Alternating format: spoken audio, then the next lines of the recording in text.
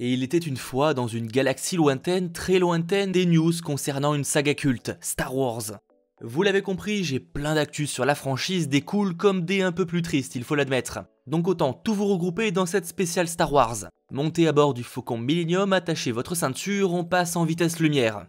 Tout d'abord, je suis un petit peu surpris de cette annonce, mais il semblerait que la franchise marque une pause après Star Wars 9. Lors d'une interview pour le Hollywood Reporter, Kathleen Kennedy, responsable de la licence, affirme que le mois prochain sera très important, car elle va s'entretenir avec tous ceux qui sont impliqués dans l'avenir de Star Wars, pour décider officiellement de ce qu'ils font. Elle parle entre autres des créateurs de Game of Thrones ou de Rian Johnson, qui auront tous le droit à leur trilogie.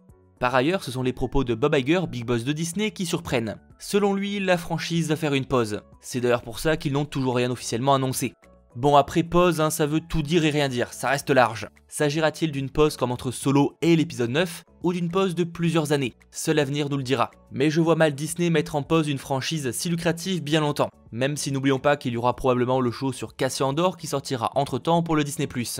Et d'ailleurs, en parlant de Disney+, on a ce qui semble être quelques précisions sur la manière dont les épisodes seront publiés. Dans le streaming, il y a deux écoles. Netflix qui part du principe qu'une saison est une expérience et qu'il faut tout avoir d'un coup pour en profiter. Et les autres qui gardent le modèle installé par la télé, c'est-à-dire grosso modo un épisode par semaine. Que va faire le Disney+? Officiellement, on le sait pas encore. Mais si on en croit un journaliste de Entertainment Weekly, seulement un épisode de The Mandalorian sera disponible au lancement le 12 novembre 2019. Laissant supposer que Disney va plutôt opter pour seulement un voire deux épisodes par semaine et non tout d'un coup. Vous me direz de votre côté ce que vous en pensez. Bonne ou mauvaise solution? Attendons tout de même une officialisation et surtout de savoir si le modèle sera appliqué à l'entièreté du catalogue original. Autant ça concerne juste Star Wars. Et justement, tant que l'on y est, parlons des futurs projets. Kathleen Kennedy, que je ne présente plus, a officialisé une chose qu'attendaient depuis presque toujours les fans.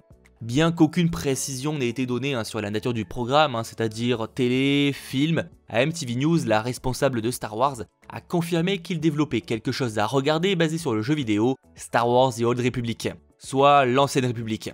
Situé près de 4000 ans avant la formation de l'Empire, cela offre un terrain de jeu immense avec une intrigue très différente des derniers films. Bon, actuellement ça semble surtout discuté, mais à mon avis il va falloir attendre avant qu'on sache par qui ce sera dirigé et quand. Sachant que la dernière rumeur en date évoquait que ce serait la trilogie des créateurs de Game of Thrones. On croise les doigts.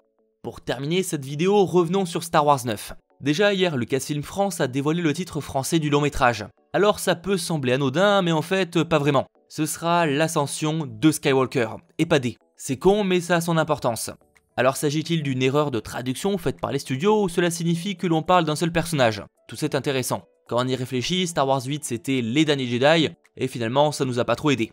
Rappelons qu'en ville il reste quand même Ben Solo qui reste un Skywalker, ou même Leia. Sans oublier que l'on pourrait avoir des surprises genre sur les origines de Rey, même si j'en doute. Quoique, parce que même si le 8 semble indiquer que ses parents sont sans intérêt et qu'ils l'ont abandonné, J.J. Abrams a révélé à ABC News que le 9e opus en dirait plus à ce sujet, qu'il y a plus à dire.